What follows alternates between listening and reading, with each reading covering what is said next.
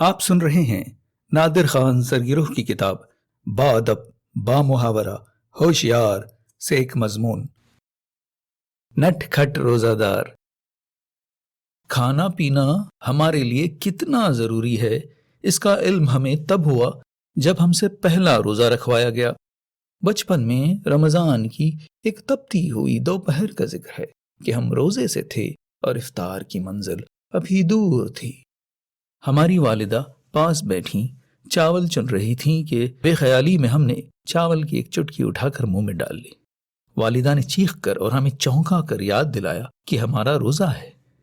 ہمیں بڑا افسوس ہوا کہ کہیں روزہ ٹوٹ تو نہیں گیا۔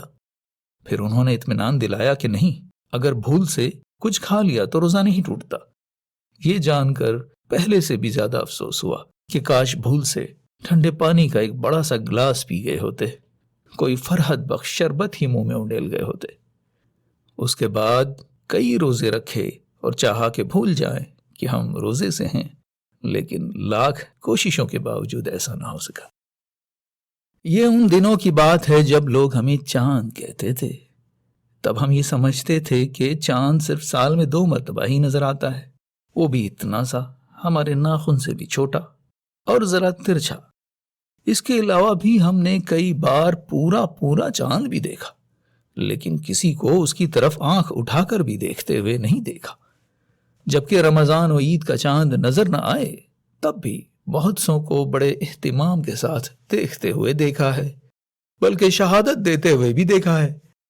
ہم بھی وہ دونوں چاند بڑے شوق سے دیکھتے تھے، اپنے چھوٹے چھوٹے قدموں سے 2 سیڑھیاں پھلانگتے ہوئے مسجد کی چھت پر چڑھ جاتے اور جہاں سر اٹھایا وہیں چاند تلاش کرنے لگتے۔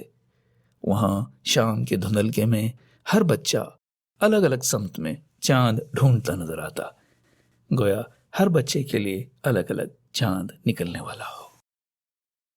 ہماری کیفیت دیکھ کر کوئی بڑا ہمیں گود میں اٹھا کر انگلی کے اشارے سے چند درختوں کے پیچھے آپس میں گتھم گتھا بجلی اور ٹیلی فون کے تار دکھاتا، پھر آسمان سے فضول باتیں کرتی اونچی اونچی عمارتیں اور ان کے بیچ میں سے خالی جگہ تلاش کر کے گھوڑوں، پہاڑوں اور غباروں کی شکل کے بادل دکھاتا۔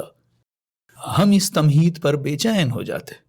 اتنا سب کچھ دکھانے کے بعد وہ ہماری پلک جیسی کوئی چیز دکھا کر کہتا، دیکھو بیٹا، یہ وہی چاند ہے جس کا تمہیں سال بھر سے انتظار تھا۔ ہم سر اوپر اٹھائے، ایک ہاتھ سے اپنی ٹوپی سنبھالے اور دوسرے ہاتھ میں چپل تھامے وہ نازک سا ترچھا چاند دیکھتے، جسے دیکھ کر ایسا لگتا کہ اب گرا جب گرا۔ لیکن چاند سے زیادہ ہمیں اپنی ٹوپی کے گر جانے کا ڈر رہتا، کیونکہ گھر لوٹنے پر کوئی یہ نہیں پوچھتا تھا کہ کتنی رکعتیں پڑھی، امتحانوں میں کامیابی کے لیے دعا مانگی یا نہیں مانگی۔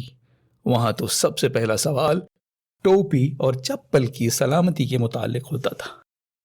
ہاں، تو بڑوں کے ساتھ جب بھی ہم چاند دیکھتے تو انہی کے طریقے سے اپنی چھوٹی چھوٹی آنکھیں سکیڑ کر چاند کی طرف دیکھتے، پھر ان کی طرف دیکھتے۔ وہ اگر آنکھوں کے آگے ہاتھ سے سائبان بناتے تو ہم بھی تھوڑی دیر کو اپنی ٹوپی چھوڑ کر ہاتھ آنکھوں کے اوپر رکھ کر چھوٹا سا سائبان بناتے۔ لیکن جب ہم بڑے ہوئے تو یہ کھلا کہ یہ دور کی چیزوں کو قریب دیکھنے کا کوئی جدید فارمولا نہیں ہے، بلکہ بڑے بوڑھے اپنی نظر کی کمزوری کی وجہ سے ایسا کرتے ہیں۔ ہم نے بڑوں کی بعض عادتوں کی تقلید میں اپنا بچپن بہت ضائع کیا۔ ہمارے دوست پرجوش پوری اس وقت ہم سے 1-2 سال بڑے ہوں گے۔ وہ بچپن میں روزے کم ہی رکھتے، مگر اکثر روزہ داروں جیسی شکل بنائے پھرتے، اور روزہ دار کو جو مراعات حاصل ہوتی وہ پوری استعمال میں لاتے، جبکہ ہم نے ان کو بھی چھپ چھپ کے کھاتے دیکھا ہے گلیوں میں۔ ہمارا ذاتی تجربہ ہے کہ افطار کے وقت دسترخوان پر وہی سب سے زیادہ ڈٹ کر کھاتا ہے جس نے روزہ نہیں رکھا ہوتا۔ ان دنوں ہمیں کبھی کبھار محلے کی مسجد میں افطار کرنے کے مواقع بھی ملتے، مسجد کی بالائی منزل پر چھوٹی بڑی تھالیوں میں قسم قسم کے پکوان سجائے جاتے۔ افطار شروع ہوتے ہی بچے ان پکوانوں کو تھالیوں کے باہر بھی سجا دیتے۔ ہر بچہ پورے کا پورا ان تھالیوں میں بیٹھنے کی کوشش میں ہوتا۔ کبھی کبھار دھکم دھکا میں کسی کی 5 انگلیاں تھالی میں ہوتیں اور سر لڑائی میں۔ بڑے بچے جو عام طور پر ایسی ہنگامی افطاری میں ماہر و مشاق ہوتے، وہ اپنے لیے جگہ بنانے کی غرض سے ہمارے سر کی ٹوپی نکال کر دور اچھال دیتے۔ جب تک ٹوپی لے کر ہم واپس آتے تب تک خالی جگہ پر ہو چکی ہوتی اور تھالی پر سے خالی۔ وہ تمام چیزیں ہر بچے کی دونوں مٹھیوں میں ہوتیں اور کچھ ان کے پھولے ہوئے منہ میں بھی، اور یہ سب تو ہم چھیننے سے رہے۔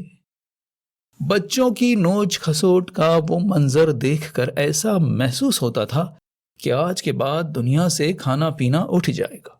آج موقع ہے، نیت نہیں تو کم از کم پیٹ ہی بھر لیا جائے۔ اس ہنگامے میں کچھ غریب بچے ایسے بھی ہوتے تھے جو افطار کے بعد ادھر ادھر بکھری ہوئیں کچلی ہوئیں اشیاء چنتے اور اپنی میلی ٹوپیوں میں ڈال کر گھر لے جاتے۔ یہ سب دیکھ کر ہم جب پرجوش پوری کو سمجھاتے کہ جو خوشی اپنا لقمہ دوسروں کو دے کر ملتی ہے، اصل میں وہی سچی خوشی ہوتی ہے۔ وہ کہتے، میں ایسا ہی کرتا ہوں، اپنا چھوٹا لقمہ دوسروں کو دے کر خوش ہوتا ہوں اور دوسروں کا بڑا لقمہ ہتھیا کر انہیں زیادہ خوش ہونے کا موقع دیتا ہوں۔ رمضان میں ہر بچے کو گھر سے نماز اور افطاری کے لیے تھوڑی چھوٹ ملتی، اس خیال سے کہ بچے کا روزہ بہل جائے۔ ماں باپ یہ سوچ کر خوش ہوتے کہ ہمارا بچہ نمازی بن گیا ہے، اور بچے خوشی سے مسجد میں دوڑتے پھرتے کہ اتنی کھلی جگہ انہیں نہ اپنے گھر میں ملتی نہ پورے محلے میں۔ مسجد میں آ کر ان کے ہاتھ پیر کھل جاتے۔ بچے اس انتظار میں ہوتے کہ بڑے نیت باندھ کر پابند ہو جائیں اور وہ آزاد۔ پھر بڑوں کی کیا مجال کہ ان کی طرف آنکھ اٹھا کر بھی دیکھیں۔